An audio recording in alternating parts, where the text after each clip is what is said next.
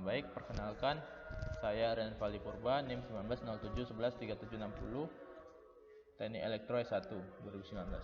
Di sini saya akan presentasi mengenai perancang bangun sistem monitoring suhu dan kelembapan ruangan menggunakan nRF24L01 berbasis Arduino.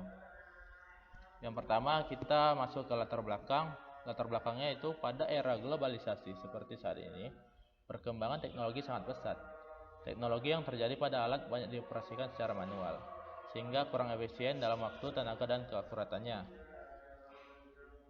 Teknologi yang sedang berkembang saat ini yaitu microcontroller, yang merupakan keluarga mikroprosesor, yaitu sebuah chip yang dapat melakukan pemrosesan data secara digital sesuai dengan perintah bahasa assembly yang diberikan. Jadi kita bisa lebih mudah dalam pengoperasiannya jika menggunakan mikroprosesor. Selanjutnya, rumusan masalah. Yang pertama, bagaimana prinsip kerja alat monitoring suhu dan kelembapan, dan apa spesifikasi antena kambium yang digunakan. Lalu yang kedua yaitu bagaimana membuat sistem monitoring menggunakan modul nRF24L01 berbasis Arduino. Yang ketiga yaitu batasan masalah, di mana batasan masalah ini berguna agar penelitian kita tidak lari atau tidak melenceng dari topik, sehingga hasil yang kita dapatkan nanti bisa maksimal seperti yang kita rencanakan dari awal. Batasan masalah yang pertama yaitu hasil pemecahan suhu dan kelembapan ditampilkan pada LCD berukuran 16x2. Yang kedua, alatnya hanya sebagai monitoring suhu dan kelembapan. Yang ketiga, alatnya diletakkan pada suatu ruangan. Selanjutnya, tujuan penelitian. Tujuan penelitian yaitu mengetahui dan memahami mikrocontroller Arduino Uno secara umum, modul nRF24L01 yang digunakan, serta komponen yang terdapat pada pembuatan alat. Yang kedua itu mengembangkan mikrocontroller Arduino Uno dan nRF24L01 sebagai monitoring suhu dan kelembapan. Selanjutnya kita masuk ke tinjau pustaka, di mana di sini ada pengertian suhu dan kelembapan, di mana suhu itu merupakan besaran yang menunjukkan derajat panas dari suatu benda. Benda yang memiliki panas akan menunjukkan suhu yang lebih tinggi daripada benda yang dingin. Selanjutnya sensor. Sensor itu perangkat yang digunakan untuk mendeteksi perubahan besaran fisik seperti tekanan, gaya, besaran listrik, cahaya, gerakan, kelembapan, suhu, kecepatan, dan lain-lain pada lingkungan. Selanjutnya DHT22. Sensor DHT22 yaitu model sensor yang berfungsi untuk membaca nilai suhu dan kelembapan yang memiliki output tegangan analog yang dapat diolah lebih lanjut menggunakan microcontroller. Selanjutnya kita memerlukan sumber arus untuk memindahkan unit muatan listrik dari satu tempat ke tempat lainnya, yang dinyatakan dengan satuan volt, juga sering disebut dengan bola potensial listrik karena pada dasarnya tegangan listrik ini merupakan ukuran perbedaan potensial antara dua titik dalam rangkaian listrik. Selanjutnya yaitu microcontroller. Microcontroller yaitu suatu bagian dari komputer yang dikemas dalam suatu IC, sehingga disebut dengan single chip microkomputer, sehingga bentuknya sangat kecil. Microcontroller ini dibangun dari elemen-elemen dasar sederhana yang menghasilkan output spesifik berdasarkan inputan yang diterima dan program yang dikerjakan. Microcontroller mengerjakan instruksi-instruksi yang diberikan kepadanya. Bagian terpenting dan utama dari suatu sistem microcontroller adalah program itu sendiri yang dibuat oleh seorang programmer.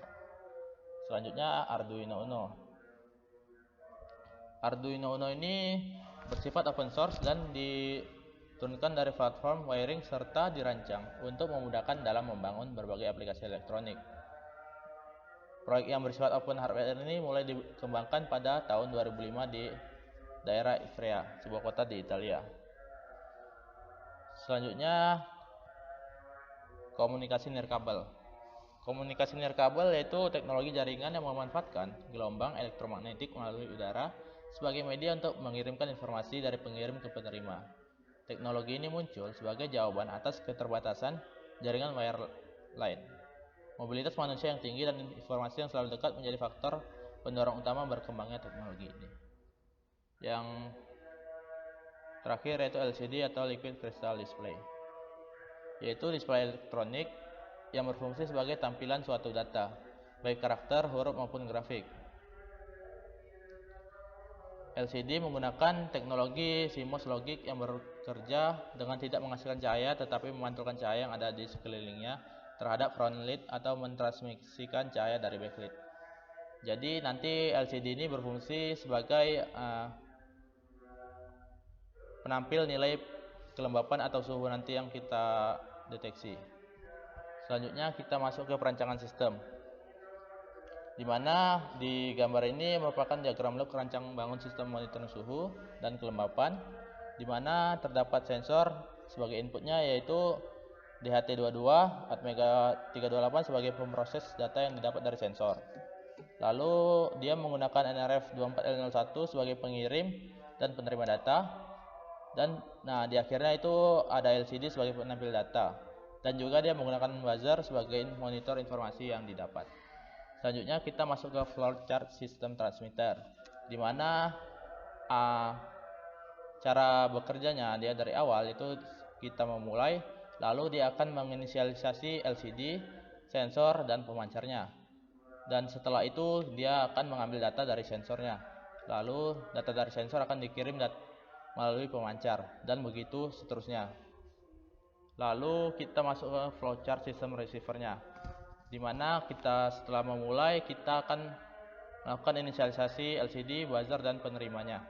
Lalu kita akan mengambil data dari modul penerima, dan jika suhunya lebih besar atau sama dengan 32 derajat Celcius dan kelembapannya kurang dari sama dengan 65%, dia akan dihidupkan buzzernya, lalu akan kembali ke ambil data dari modul penerima. Jika dia tidak terpenuhi syarat suhu lebih besar sama dengan 32 derajat Celcius dan kelembapannya kurang dari sama dengan 65%, yaitu buzzernya akan dimatikan dan dia akan kembali ke proses seperti awal tadi.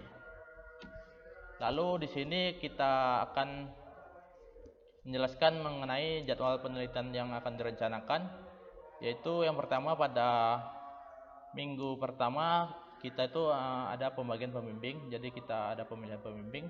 Lalu pada minggu kedua ini ada pengajuan judul. Jadi karena sekarang sudah ada judul, berarti sudah masuk ke minggu kedua dan minggu ketiga, yaitu penyusunan judul. Yang keempat yaitu studi pendahuluan, bisa dilaksanakan pada minggu ketiga, 4 atau 5, dan pengumpulan data lapangan dan penyusunan laporan bisa dilaksanakan secara bersamaan karena dia bisa saling terkait dan terhubung satu sama lain. Baik, sekian penjelasan dari saya. Terima kasih. Saya akhiri dengan wassalamualaikum warahmatullahi wabarakatuh.